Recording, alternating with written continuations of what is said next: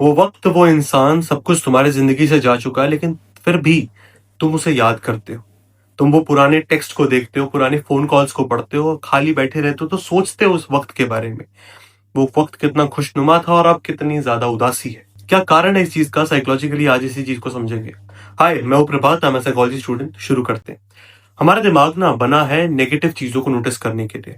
In fact एक चीज होती है नेगेटिविटी बायस, और हम इंसानों ने इस चीज को बखूबी इस्तेमाल करा है इवॉल्व करने के लिए, आदि मानव से इंसान बनने के लिए। नेगेटिविटी बायस का बेसिकली मतलब ये रहता है कि हमारे दिमाग में एक टेंडेंसी है, एक आदत है कि हम जब भी हमारी लाइफ में कुछ नेगेटिव होगा, हम उस चीज को ज्यादा नोटिस करेंगे एज कम्पेयर टू कोई भी चीज अगर पॉजिटिव हो। नकारात्मक पे ज्यादा ध्यान जाएगा एज कम्पेयर टू सकारात्मक। इसलिए अगर कोई भी हमारे सोशल मिस्टेक्स होती हैं, किसी इंसान से बात करते समय, किसी सोशल सिचुएशन में कोई हम गलती करते हैं या ऑकवर्ड मोमेंट लाते हैं, तो हमारा दिमाग का जो पार्ट है, एक अमाइक डाला, ठीक है, वो उस चीज को टैग कर देता है एज हाई सेलाइंस थ्रेट। इसी चक्कर में हमारा दिमाग उस चीज को बार बार रिपीट करता है, सोचते हुए कि अगर मैं इसको बार बार रिपीट करूंगा तो हम इसको अच्छे से एनालाइज कर देंगे और नेक्स्ट टाइम अगर कोई चीज हुई तो हम को कोई दिक्कत आएगी ही नहीं। दूसरा कारण है कि जो रूमिनेशन है, वो हमारे दिमाग का एक बड़ी घटिया तरीका है प्रॉब्लम को सॉल्व करने का। नॉर्मली हमारा दिमाग चीजों को, प्रॉब्लम को सॉल्व करता रहता है हमेशा। कोई भी चीज हमें दिख जाए कि अच्छा ये चीज ऐसे खुली हुई है, इसको हम ऐसे बंद कर देते हैं। It's like a very small problem solving. लेकिन रूमिनेशन कोई रैंडम रिप्ले नहीं है। ये हमारा दिमाग का एक टाइप का तरीका है कि हम कैसे भी करके करेक्टिव एनालिसिस कर दें, ये चीजें ठीक कर दें। हमारा जो प्रीफ्रंटल कॉर्टेक्स है, हमारा आगे का हिस्सा होता है, प्रीफ्रंटल कॉर्टेक्स है, वो कोशिश करता रहता है कि कैसे भी करके वो चीज जो हुई थी उसको हम सॉल्व कर दें, because of the nature of that particular event, कि वो पास्ट में हुआ था तो चेंज नहीं कर पाते हैं। और इसलिए हमारा दिमाग कोई रिजल्ट नहीं देख पाता है, और रिजल्ट नहीं देख पाता तो उसको लगता है कि ये चीज रिजॉल्व नहीं हुई, और रिजॉल्व नहीं हुई तो एक साइकिल चल जाती है कि हमारा फिर से प्रीफ्रंटल कॉर्टेक्स उस चीज को सॉल्व करने की कोशिश करता है। कुछ रिजल्ट नहीं आता, हम फिर से रिजॉल्व करते रहते हैं। एक फॉल्टी मैकेनिज्म, हमारा दिमाग ढंग से प्रॉब्लम सॉल्व कर ही नहीं पाता है। इसी कारण से रूमिनेशन एक मैलअडैप्टिव प्रॉब्लम सॉल्विंग स्ट्रेटेजी बन जाती है काफी लोगों के अंदर। तीसरा है कि सोशल इंटरेक्शन किसी भी इंसान के लिए काफी ज्यादा जरूरी होते हैं, बहुत हाई स्टेक्स वाले होते हैं। हम इंसान सोशल स्पीसीज हैं, इसलिए हमारे लिए बिलोंगिंगनेस, एक्सेप्टेंस हमारे जिंदा रहने का जरिया है, बहुत ज्यादा जरूरी है। और जब भी हम कोई अपने सोशल सेटिंग में कोई गलती करते हैं, तो हमारे दिमाग में एक पार्ट है एंटीरियर सिंगुलेट कॉर्टेक्स, और साथ ही साथ इंसुला, ये एक्टिवेट हो जाता है और ये एक्टिवेट कर देता है हमारे सोशल पेन सर्किट को। ये जो सर्किट है ना, ये क्या करता है, हमारे फिजिकल पाथ के ऊपर ही रहता है, लाइक ओवरलैप करता है। ये हमारा फिजिकल पेन वाला पाथ है, मतलब अगर हमें कोई शारीरिक दर्द होगा तो ये वाला पार्ट है ब्रेन का जो उसको प्रोसेस करेगा। इसी के ऊपर रहता है हमारा सोशल पेन वाला सर्किट, और ये दोनों ओवरलैप करते हैं। इसीलिए कई बार अगर कोई इंसान हमें रिजेक्ट करता है तो हमें उतना ही बुरा महसूस होता है, उतने ही दर्द, फिजिकल दर्द नहीं बट वैसी फीलिंग महसूस होती है जैसी हमें फिजिकल दर्द होते समय होती है, क्योंकि ये दोनों जो रीजन है दिमाग में वो एकदम आसपास है, एकदम ओवरलैप करते हैं।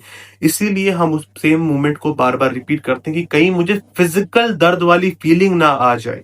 इसलिए वो इतना इंपॉर्टेंट लगने लग जाता है, क्योंकि बहुत हाई स्टेक वाली चीज होती है। चौथा है एम्बिग्विटी इंटेंसिफाइज द रिप्ले।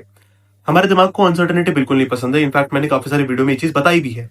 और जब भी कोई ऐसी बात हुई, कोई ऐसा वक्त था, ऐसा कोई चीज हुई आपके साथ जिसमें आपको पता नहीं है, आपका जो जो टोन थी वो ढंग से क्लियर नहीं हुई है, सिग्नल्स जो देता है सामने वाला वो मिक्स सिग्नल्स दिए उसने, अच्छे से क्लोजर नहीं दिया, बहुत सारे सवाल थे आपके, आपको लगता है कि कहीं कहीं जगह पे उस इंसान की गलती है, उस पर्टिकुलर सिचुएशन में ऐसा हुआ था, ये वो, तो आपका दिमाग क्या करता है, उस गैप को फिल करने के लिए चीजों को रिप्ले करता रहता है। उसे चाहिए कि यार मुझे इस अनसर्टेनिटी, यहाँ पे जो मुझे नहीं पता है, जो खाली डब्बा है, मुझे यहाँ कुछ ना कुछ भरना है, और उसी चीज के लिए वो उसको रिप्ले करता है और री इंटरप्रेट करता है।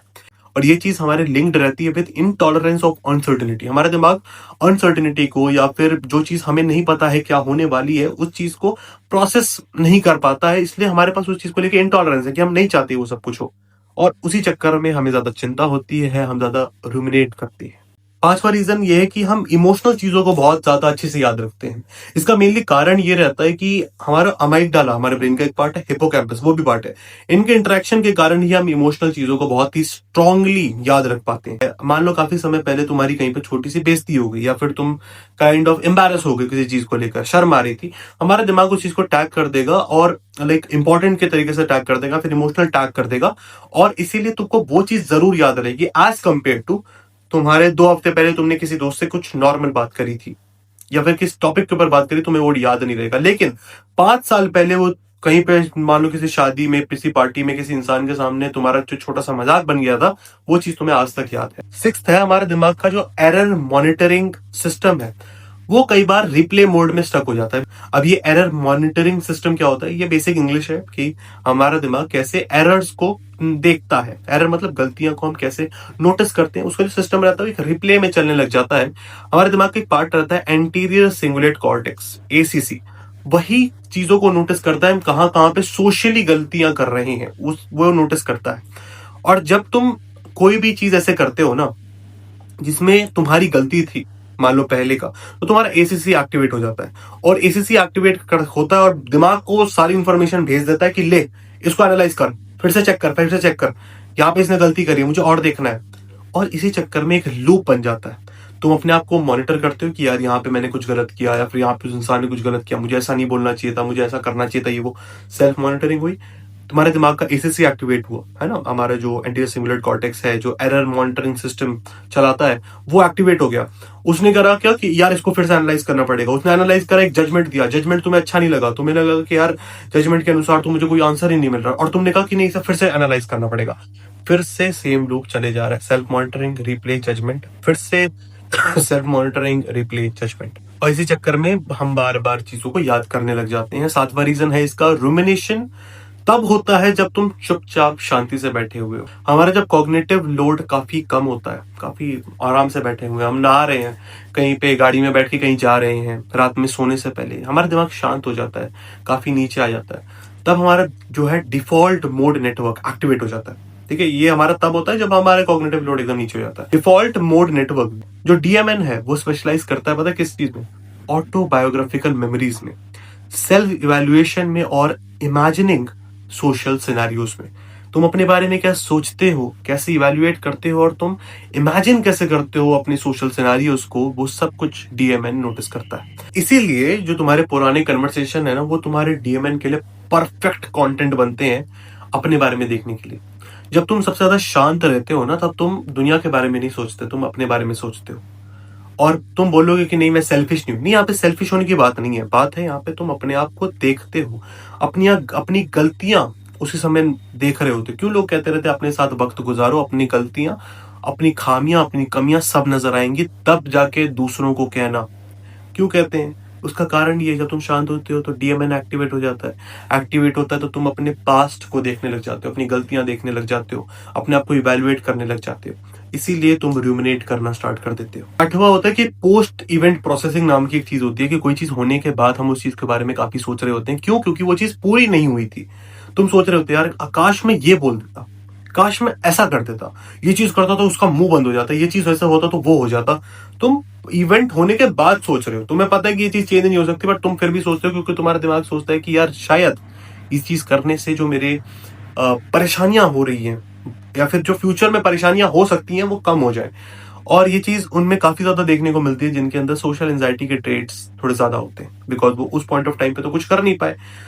और जब कुछ इंसान से आप बात कर रहे होते हो तो आप एक बैक एंड फोर्थ में रहते हो, है ना, आपको अभी के अभी सारे जवाब देने हैं, इसीलिए आपको उतना वक्त नहीं मिलता खुद को इवैल्यूएट करने के लिए उस पर्टिकुलर कॉन्टेक्स्ट में। इसलिए आप बाद में जाके अपने आप को लाइक इवैल्यूएट कर रहे होते हो, अपने बारे में देख रहे होते हो कि अच्छा आपने कहाँ गलतियां करी, कहाँ पे गलतियां उस इंसान ने करी। नाइन्थ है कि तुम अपने आप को उस तरीके से जज करते हो जिस तरीके से दूसरे तुम्हें जज नहीं करते हैं। हम जब खुद के ऊपर फोकस करते हैं तो हम अपनी छोटी छोटी जो गलतियां रहती है ना, उसको बहुत ज्यादा बढ़ा चढ़ा के देखते हैं। एग्जाम्पल के लिए अगर मैं तुम्हें कहूं कि अपनी मम्मी या पापा के ऊपर एक पेज लिखो पूरा कि उनके अंदर क्या क्या कमियां है, आई कैन गारंटी तुम आधा पेज भी नहीं लिख पाओगे। बट वही अगर मैं तुम्हें कहूं कि तुम अपने अंदर गलतियों के लिए एक पेज लिखो, तुम बोलोगे भाई पेज नहीं, मुझे एक पूरी किताब लिखनी पड़ेगी अपने अंदर गलतियां, अपनी खामियां ढूंढते ढूंढते या बताते बताते।